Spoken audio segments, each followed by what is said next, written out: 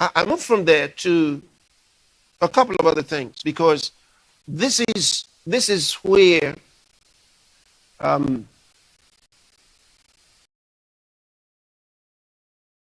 our understanding of the scriptures and our action based on the scripture becomes not only relevant but imperative. Imperative. I'd like to use the United States again as a background for this aspect of the discussion, and there's a simple reason why. Because any big thing that's happening in the United States affects the whole world. Well, why? Because they made it so. They made it so. They made it so. Made it so. So they can't blame anybody for that. Um, Everyone gets interested in the elections in the United States. Why? Because they became interested in the elections in every other country. So what is expected from all the other countries is that they must perform above board. They must live to what they tell others to do. For example, something that I've seen as really insultive to the mentality of anyone who takes democracy, and I will say a word or two about that shortly, who takes democracy seriously. When those on the other side of the political divide, that is those from, not all of them, but those from the the Democrats Party, when they say Trump must never be president, I think that that's an insult. No American, except those who do not qualify by law, should be told or spoken about in that way, that he or she can never or should never be president. It's wrong. Plain wrong. It's an insult to those you're talking to. You're fooling them. There's no one except those barred by the law based on the Constitution.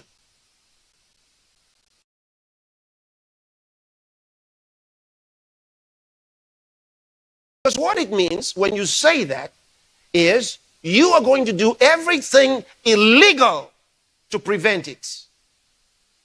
That says something about you.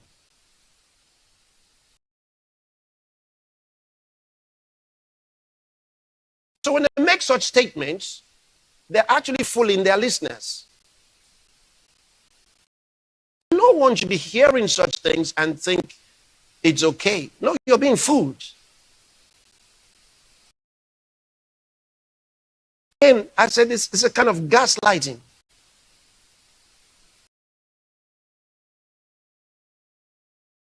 So in 2016, they said that they had an insurance policy in the event of a Trump win. I want you to listen to this. They said it. They had an insurance policy in the event of a Trump win. That was 2016 presidential election, United States. In 2024, what they have said is a policy. Now, this policy is the prevention of a Trump win. Now, here it gets really bad. Because why should there be a policy of a prevention of a Trump win? Here is the illegality, absolute illegality.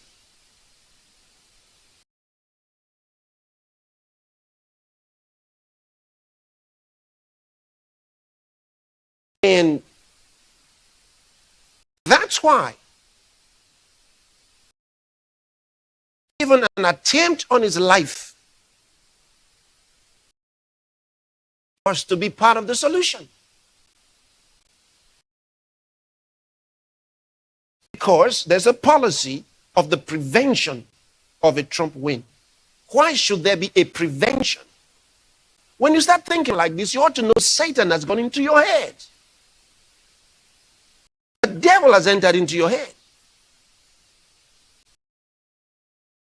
No American, except those barred by the law, according to the Constitution. So it's not you preventing them, it is the Constitution preventing them. And here's where we have to understand, they've been drumming it in our heads all our life long about democracy. But democracy is a smokescreen. Because they tell us we should be a democratic country. But in reality, the United States and most countries are constitutional republics. And that's a different definition from a democracy. Now, the simple definition of a democracy is the government of the majority.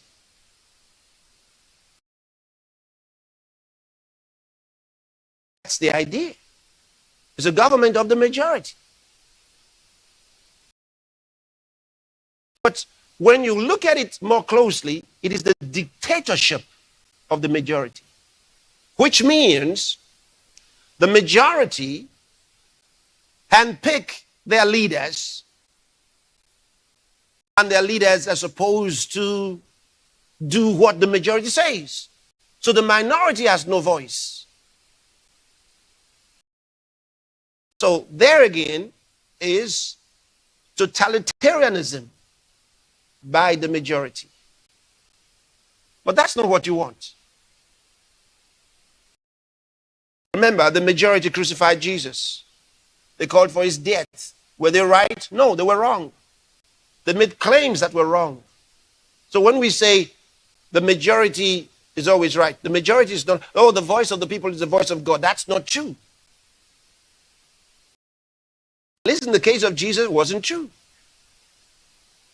They were wrong. You read through the Bible, most of the time the majority was wrong. And that's why the founding fathers of the United States had the wisdom to have a two-way system for the elections. They said they have the majority and then they have the electoral college. Why? Because it's not a democracy. It's a constitutional republic. So the Constitution, which they have agreed to, protects the majority and the minority and protects individual liberties and prevents tyranny. That's what's good about a constitutional republic, as different from this song of democracy that you keep hearing, because they don't want you to think of the constitutional republic. Why? Because they want the Constitution abrogated. I told you before, when you hear these people say the rule of law, they're not talking about the Constitution. They mean the rule by themselves. You're supposed to be afraid of them. And that's why they hate free speech. And here's a war against free speech today, and I really want to take this very seriously. And I want God's people everywhere to take this very, very seriously. We came out of dictatorships of yesteryears by the sweat, tears, and blood of many. How can we allow ourselves go back to those tyrannies? That's what Satan wants to bring upon the nations one more time. And we should be able to have a complete no. Somebody asked a question, is hate speech supposed to be free speech? The answer is yes. Because you should be free to say whatever you want to say. It doesn't mean that what you say is going to be right. Even the devil, when he appeared to Jesus and tempted Jesus and quoted scripture wrongly and misapplied the scripture, tempting Jesus, the Bible doesn't say that Jesus went after him to try to destroy him and fight him. No, Jesus replied also with words. So if someone is uttering what you call hate speech, that's why we have courts. Go to the court. Take him to court. We already have systems and structures that were already taking care of whatever kind of speech. So new laws against hate speech was all deception. It is subterfuge. The deception. Because they wanted to come in and stop free speech. And why do they want to stop free speech? Because they want only their narrative to be heard. Why is that? Because they have a satanic agenda. And we must say no. I hear what's happening in the United Kingdom right now, where Keir Starmer, the new prime minister, instead of taking a stand against the wicked law that was enacted, I think just a couple of years ago, against online posts, has used that opportunity to go after those they don't like what they're saying. It's absolute nonsense. And it should be resisted. Unacceptable. Acceptable. We cannot and we will not go back to totalitarianism, the barbaric oppression. We cannot accept it. And those in the UK, you must rise in prayer. I want to show you how to pray about this. You must pray against this. You must take a stand against it. Don't accept it because it's something, it's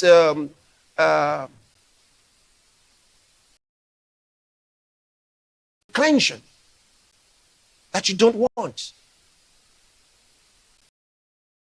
And then there's Brazil. And then there's France. The one of France is even laughable. Because why I say that's laughable? It's actually more serious than the others. I'll tell you why. There they got a gentleman arrested. The founder of the Telegram platform, social media platform. They got him arrested. They are not trying to go after Durov. I think his name is Pavel Durov. No, they're not after Telegram and Pavel Durov. They're after X and Elon Musk.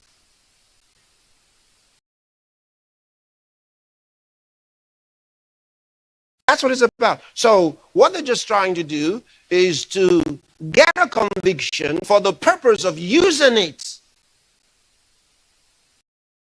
against X and Elon Musk.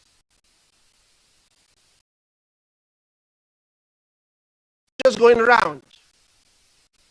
They're just going around. Deception. Because they don't want, X right now is the only platform in the world where you can actually say what you want without some people thinking that they've got power, they are wiser than you, and they're going to decide what you're allowed to say and what you're not allowed to say. I mean, we've got King's Chat, for example, but you're not allowed to say whatever you want to say on King's Chat. So it's not free for everybody. You can't, it's not open to say whatever you like to say. So King's Chat is not for free speech. You can say some things on King's Chat and they're going to take you out. For sure. But the only platform in the world for free speech. So that's the champion, I would say, is the last bastion of free speech in the world. And they want to stop it. They should not be allowed to stop it. They should not be allowed to stop it. And the foolishness in Brazil right now should be stopped.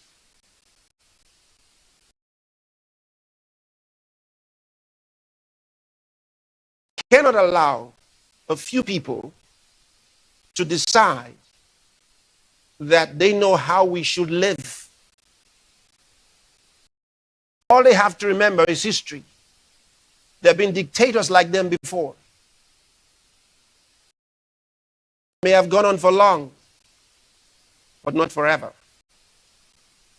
Their day came. The day will come for today's practicing dictators. That day will come.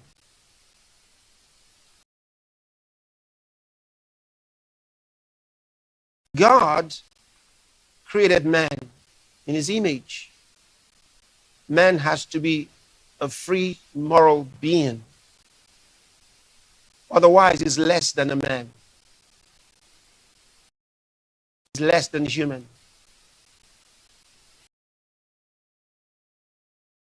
Words are the most potent things in the world. You must not gag him. Man's personality is destroyed, whose words are forbidden.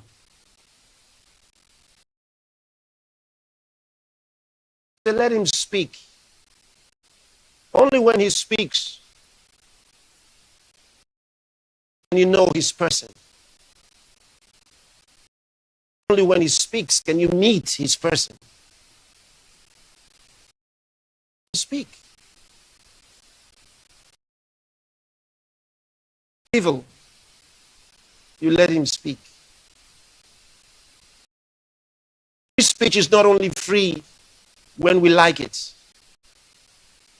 It's free when we can accommodate someone who says something we don't like.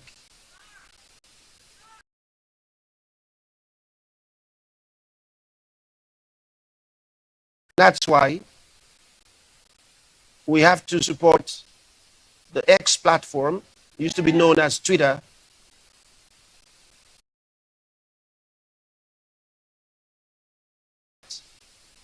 We cannot allow what they're trying to do now continue.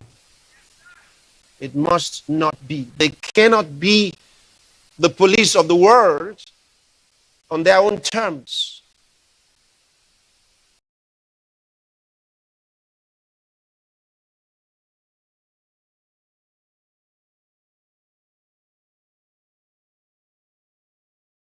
I'm very happy about something, you know, which is the message of this month.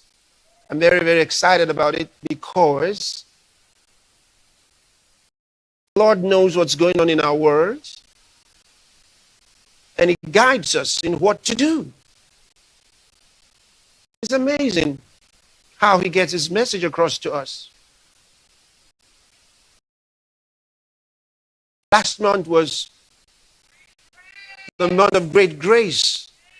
And listen, you know, when He gives you a message for the month, it doesn't end with the month. I told you before, all of those blessings you take along with you into the new month. Never leave the blessings of the past month behind.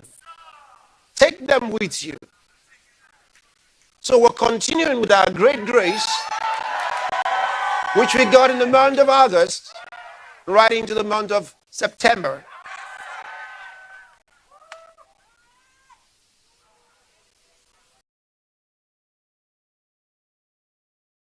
Don't forget, we're going to have your Love World specials from the just happened. Hey, we didn't talk in August, did we? So we got a lot to talk about during the Your Love World specials. It's really going to be wonderful. Going to be wonderful. Going to be wonderful. Wonderful.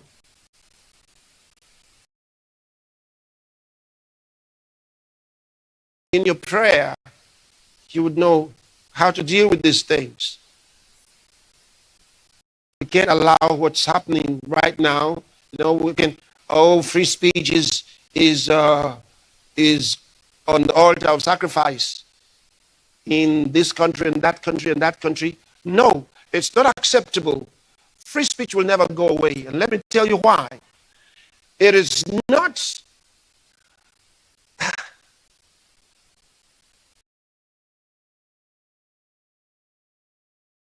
It wasn't delivered to us as part of some Magna Carta. No. It's from God.